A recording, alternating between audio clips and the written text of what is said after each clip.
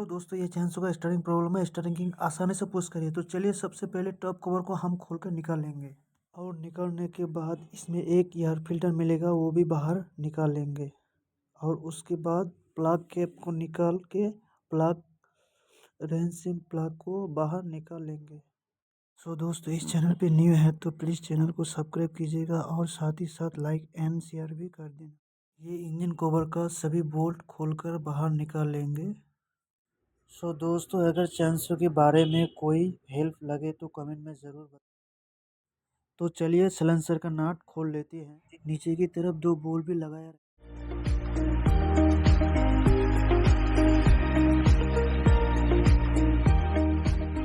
फ्लैंकी के जरिए से हम वो भी बोल्ट खोल लेंगे और खोलने के बाद सलेंसर को बाहर निकाल लेंगे।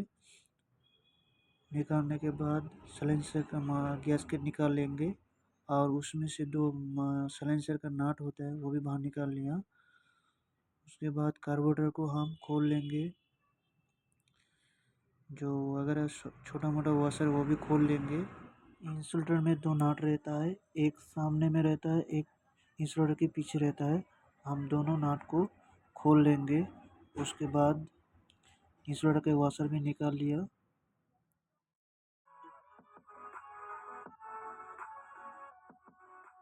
सो दोस्तों, वीडियो को अच्छी तरह से देखना, स्किप मत करना, नहीं तो वीडियो समझ में नहीं आएगा। तो चलिए, ब्लॉक को चारों नाट हम खोल लेंगे।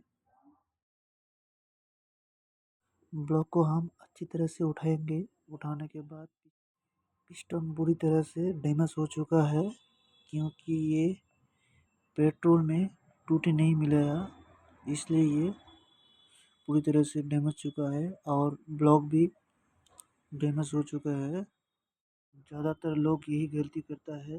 तो दोस्तों, टू स्ट्रोक इंजन में बिना टूटी देकर मत चलाना।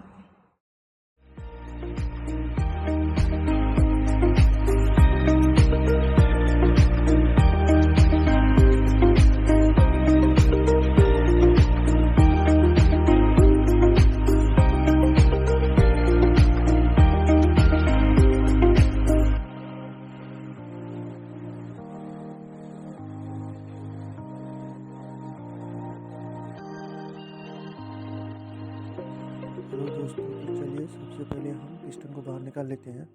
पिस्टन में दो लॉक लगा रहता है, एक राइट में एक लेफ्ट में। तो दोनों लॉक हम बाहर निकाल लिया।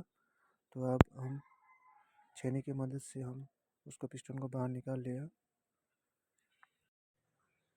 तो पिस्टन में बहुत बुरी तरह से डैमेज हो चुका है। ये पिस्टन अब नहीं चलने वाला है, रिंग भी टूट गया। उसके बाद क्रैंक केस में जो ब्लॉक का गैसकेट लगाया गया था उसको चाकू की मदद से उठाना पड़ेगा। चलिए, अब हम ब्लॉक गैसकेट को फटाफट उठा लेते हैं। अच्छे से कैन केस को भी क्लीन करना पड़ेगा, क्योंकि कैन केस के अंदर में जो टूटा हुआ रिंग है उसको भी शायद अंदर में हो सकता है।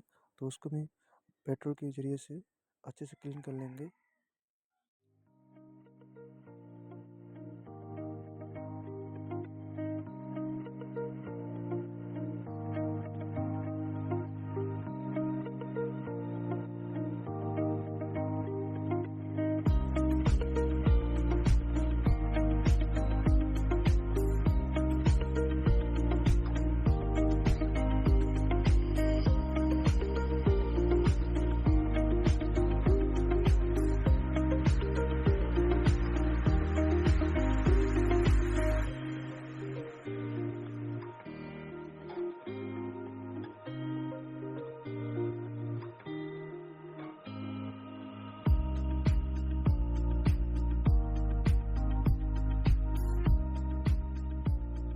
तो दोस्तों, क्रैंक और कैन केस को अच्छे से क्लीन कर लिया। तो चलिए, अब हम नया ब्लॉक निकाल लेते हैं। नया ब्लॉक, इसका कीमत मार्केट में 1500-1200 में मिल जाएगा। तो पहले ये रिंग है,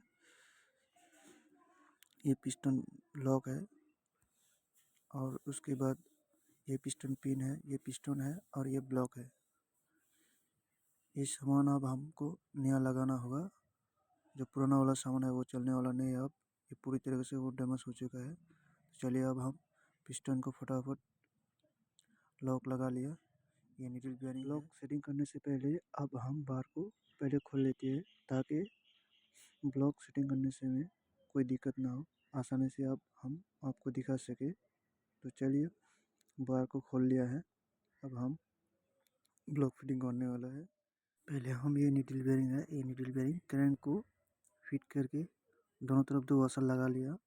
उसके बाद पिस्टन में पिन घुसा के थोड़ा अंदर से पिस्टन को पुश करके पिस्टन अंदर घुसा दिया। उसके बाद ये लॉक है, लॉक अच्छे से लगाना पड़ेगा। लॉक को थोड़ा बढ़ा करके लगाना पड़ेगा क्योंकि लॉक छोटा साइज में रहता है, तो बढ़ा करके अच्छे से लॉक को लगा दिया प्लास के जरिए से।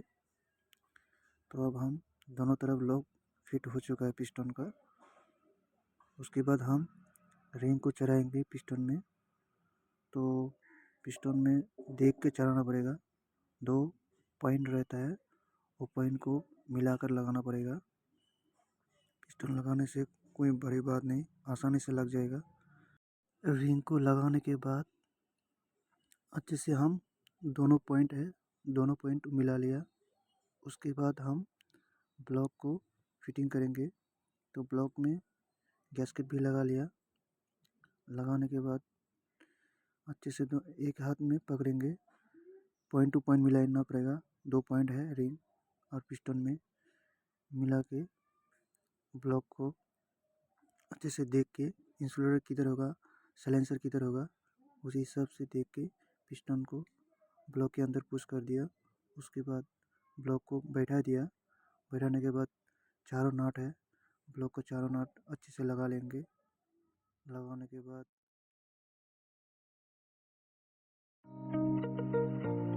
ये गैस्केट कार्बोरेटर के लिए सेफ्टी है, ये लगाना बहुत ज़रूरी है। तो ये गैस्केट अच्छे से बैठा लिया। ये इंसुलेटर का गैस्केट है, ये भी अच्छे से बैठा लिया है। और ये इंसुलेटर का कवर है, ये भी अच्छे से बैठाना पड़ेगा। ये तो पहले बता चुके हूँ। इंसुलेटर में 2 नाट लगता है, एक सामने में और एक पीछे में। तो ये अच्छे से बैठा लेंगे। अगर ये दोनों नाट नहीं लगाएंगे तो ये इंसुलेटर का अच्छे से नहीं रहेगा, सेटिंग भी नहीं होगा और वाइब्रेशन भी करेगा, स्टार्ट भी प्रॉब्लम होगा। तो चलिए दोनों नट हम अच्छे से लगा लिया है। उसके बाद हम अच्छे से टाइट भी कर लेंगे एलंगे की मदद से। टाइट करने के बाद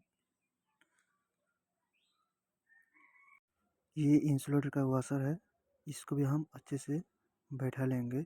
बैठाने के बाद इंसुलेटर का एक पीतल वाला वाशर है, उसको भी हम बैठाएंगे। बैठाने के बाद हम अब मफलर को या सिलेंडर को सेटिंग करने वाला है।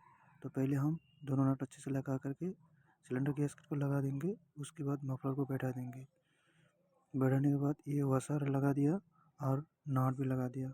नीचे 2 तरफ बोल्ट भी लगाना पड़ेगा, वो भी लगा दिया।